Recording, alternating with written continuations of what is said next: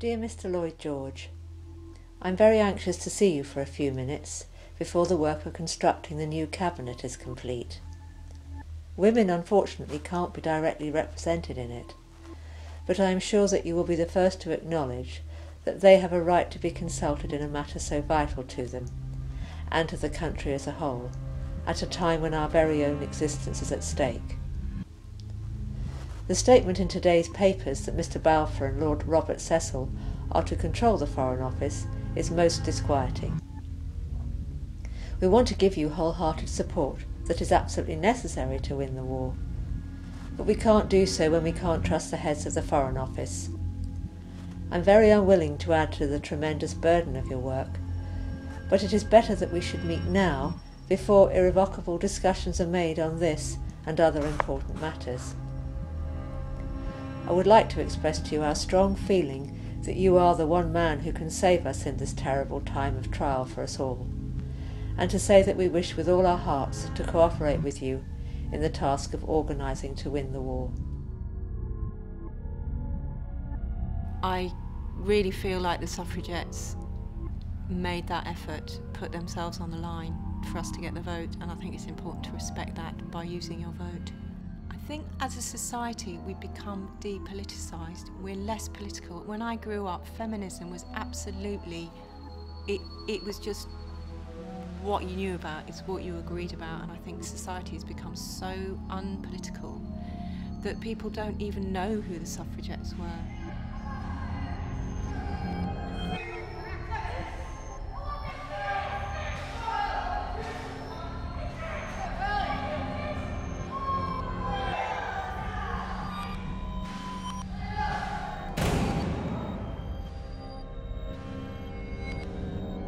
As long as newspapers like The Sun are publishing naked women or, topless photographs of women,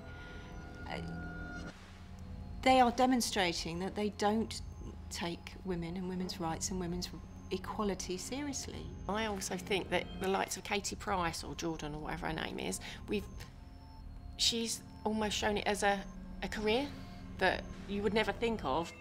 You just say about page 3, but she's actually made a very good career and life out of it. When if you think of people, a lot of people call her very silly, but I think she's quite a shrewd businesswoman.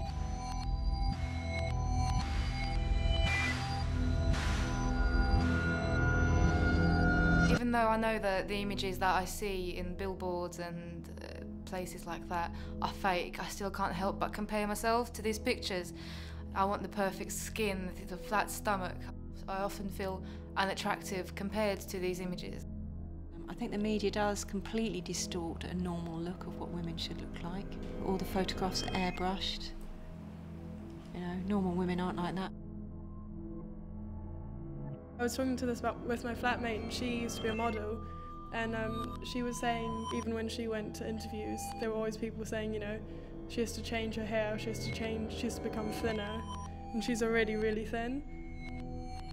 I'm never happy with the way I look. I feel like I've got masculine features, my jawline, my upper body, and it just makes me really unhappy.